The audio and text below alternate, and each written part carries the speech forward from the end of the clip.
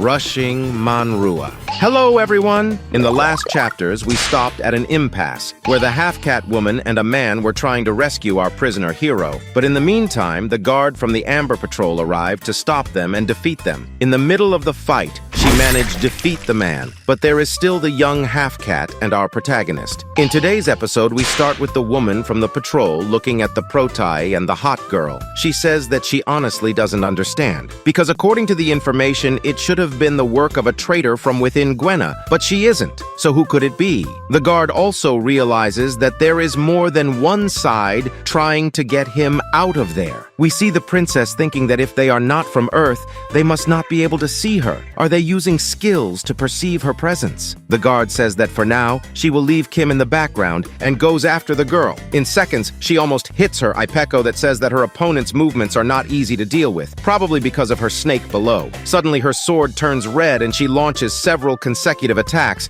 but she can't hit. Her attacks come very close but aren't close enough. She wonders if this is due to some defense skill or spatial manipulation. According to the cat, everything will be over in less than 2 minutes before Gwenna's defenses arrive, because according to her, there shouldn't be much mana left. The fight then continues frantically, the guard with her sword and the Catwoman with her space distortion. When the ranger finally understands the skill, she manages to land a beautiful blow. The prota is left wondering what kind of martial arts these are. While Amber distributes great techniques left and right, Ipeco slowly releases his ability. The princess tells the prota that this happens because generally, space manipulation skills consume a lot of mana, whereas the guard's skills don't consume as much. The protagonist thinks that in this situation, Amber has a great advantage, as she can spend her mana as she wants, while the cat girl must save a little if they want to escape from there. The protagonist then tells the princess that he will join the fight too, and asks her to explain about mana abilities. But she asks if he can't take a rational attitude, as he doesn't even know how to release mana yet. He retorts saying that he has the storage ability and imagines that it's not just an inventory to store things. The princess says that the end of this fight will not be about surrendering or winning, and asks the protagonist if he is prepared to get his hands dirty. Many bodies are on the ground, and there is no other way. Kin is already in the middle of it all and says he has to prepare. The princess starts talking about detection skills,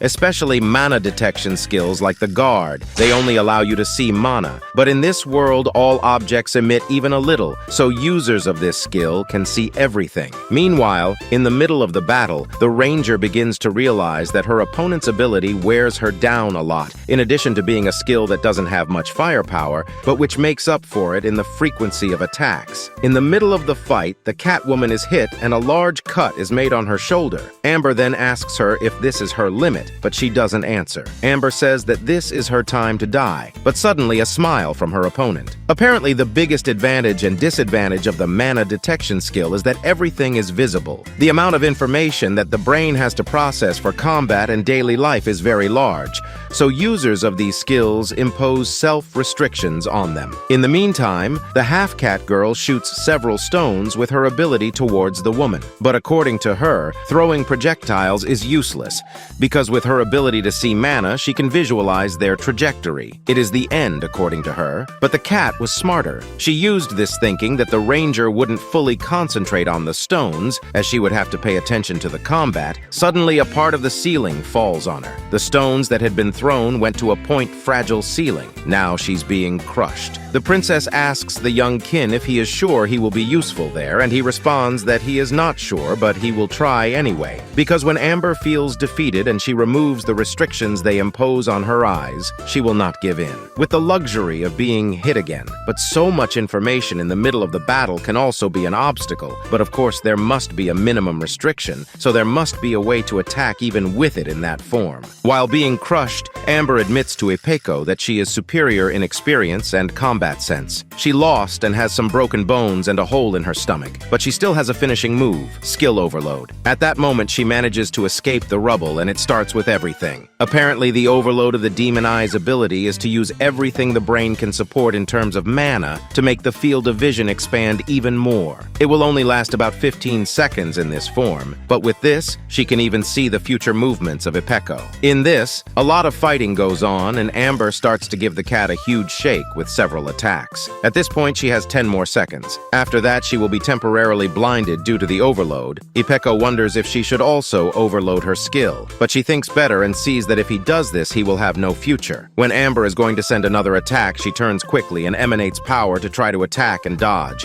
but she is still very hurt, and Amber catches up to her again. The Prota has to intervene if it won't be the end of her. According to Amber, it was easy to identify and escape the Ipeko attack. She won. But the Prota appears in the middle of her final blow and releases the doll from before in the middle of the ranger's body. His skill is impressive. When retrieving items from the inventory, they override what is in place. Finally, he learned how to use it. The princess realizes that this was what he was thinking before, so he walked stealthily so she wouldn't notice his presence. A major weakness of the man. A vision ability is defining a target. The snake woman placed the Prota in the background and focused on the baby. The hero wasn't visible to her. His adaptation to this situation was faster than expected, according to the princess. Amber realized that she couldn't overcome her weaknesses. She was inexperienced. At that moment, she falls dead on the ground. Then we see the Prota looking at her body with one of his blue eyes. He killed her. That was his choice. He realizes that in the moment he chose to flee from there,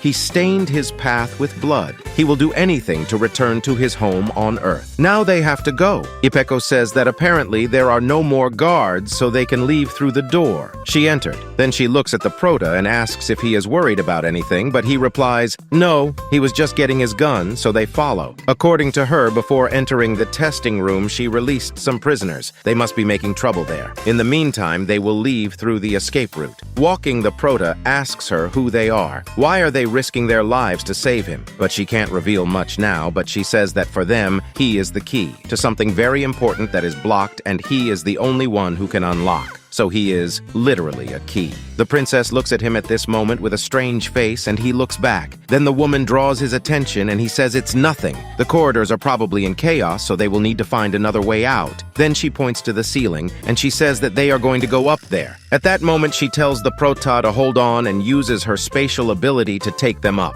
The Prota also uses his ability to remove a lid so they can pass. She tells him that it looks like he is getting the hang of it. The Prota says he's already used it a few times, so he's getting used to it. Now that they have gone up, she warns him not to relax, because even though they are on the upper floors, it has been more than 5 minutes, so there will probably be armed guards there. He should keep running at that moment. Then the Prota looks back and sees Netanya disappearing towards somewhere, but Ipeko grabs him and asks what he is doing. They can't stop and are about to reach the area where a riot is happening. If they separate, they won't be able to get out of there, as the guards are using an ability that separates this area. Then we see guards fighting with prisoners. One of them draws a lot of attention, a man with white hair. According to him, all the prison guards have completed the evacuation. Should they now go to the port of Gramo? Then he looks at some prisoners and he accuses them of having caused this confusion. If they continue like this, he will have no choice but to. At that moment, a person transforms, and he uses his ability and kills them immediately. Shortly after, he contacts his partner saying that the Operation Spatial Separation is complete, and he asks if everything is going okay. His partner responds that everything is okay, it's over too, and asks him to recover any bodies he can. Something he also mentions is that it could be a coincidence, but both the director and the commander were absent when the incident occurred. The man with white hair responds that it was certainly 100% planned. They wonder if it really is the work of a traitor. As the rumor said, at that moment the hooded guard calls Cecilia asking for the location of the prisoners who ran away. It seems Cecilia is a woman who has some related ability. She then says all the locations she knows, but she says there is something strange. The location of each of them is totally different. There must be an ability messing with the information she receives.